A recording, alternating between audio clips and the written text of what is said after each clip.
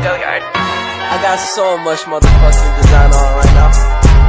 Break it down, bring it back, make it clap. I got 3 old thoughts, new guap, where that damn bitches on my line, and you know they come strapped. Assalamualaikum warahmatullahi wabarakatuh. Baiklah, sebelum saya menjelaskan materi, perkenalkan nama saya Siti Haya, NIM 22202038820416 dari Prodi Pendidikan Bahasa Arab PBA 31. Baiklah, di sini saya akan menjelaskan mengenai strategi cooperative learning dan strategi collaborative learning. Pertama, pengertian pembelajaran kooperatif dan kolaboratif. Pengertian pembelajaran kooperatif dan kolaboratif. Pendukung konsep kooperatif Slapin mengatakan belajar kooperatif mengacu pada variasi metode mengajar di mana pembelajaran bekerja dalam kelompok-kelompok kecil, saling membantu belajar materi pelajaran, berdiskusi dan saling adu argumentasi, saling mengakses pengetahuan baru dan dapat saling mengisi kekurangan. Adapun pembelajaran kolaboratif yaitu unit yang ditekankan adalah pada setiap individu. Tujuan dari kelompok adalah bukan untuk mencapai kesatuan yang didapat melalui kegiatan kelompok, namun para siswa dalam kelompok didorong untuk menemukan beragam pendapat atau pemikiran yang dikeluarkan oleh setiap individu dalam kelompok. Yang kedua, karakteristik pembelajaran kooperatif dan kolaboratif, yaitu 1. Siswa belajar dalam satu kelompok dan memiliki rasa ketergantungan dalam proses belajar. Menyelesaikan tugas kelompok mengharuskan semua anggota bekerja sama. 2. Interaksi intensif secara tatap muka antar anggota kelompok. Yang ketiga, dalam situasi belajar di kelas, skor yang diperoleh oleh seorang individu akan memengaruhi skor terhadap kelompoknya, sehingga individu akan bertanggung jawab terhadap keberhasilan dan kegagalan kelompok. 4. Siswa harus belajar dan memiliki keterampilan komunikasi interpersonal. Yang kelima, peran guru sebagai mediator. Yang ketiga, tujuan pembelajaran kooperatif dan kolaboratif.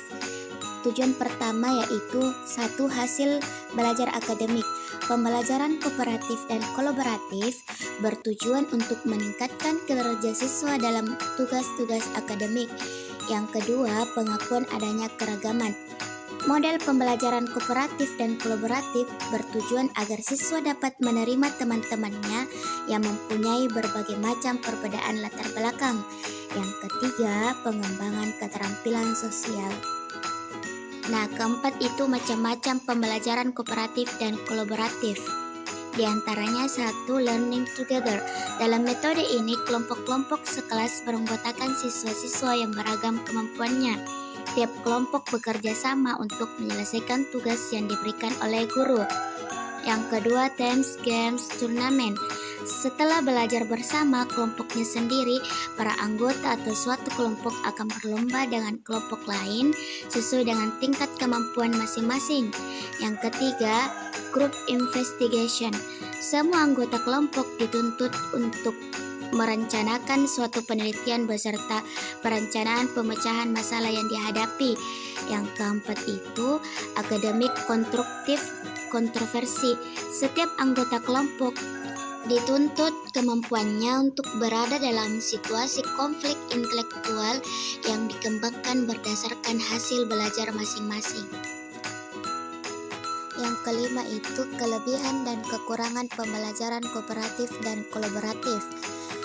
Adapun kelebihannya, 1. Pembelajaran tidak membosankan karena setiap siswa aktif untuk memaparkan konsep-konsep menurut pemikirannya. Yang kedua, pengetahuan yang diperoleh melalui diskusi antar anggota yang saling berperang sebagai tutor untuk anggota kelompoknya akan berusaha menjelaskan konsep sesuai dengan pengertiannya masing-masing. Dan yang ketiga, memberikan peluang kepada siswa yang berbeda latar belakang untuk bekerja dalam tugas sehingga timbul penerimaan yang luas terhadap anggota yang beda kemampuan, kelas sosial dan budayanya. Nah, yang keempat itu saling menyumbangkan pemikiran dan bertanggung jawab terhadap pencapaian hasil belajar secara kelompok maupun individu. Yang kelima, dapat saling belajar dan berubah bersama serta maju bersama pula. Yang keenam, saling membina. Nah, adapun kekurangannya, yang pertama, membutuhkan waktu yang lama bagi siswa sehingga sulit mencapai target kurikulum. Yang kedua, berpotensi menimbulkan perselisihan kecil.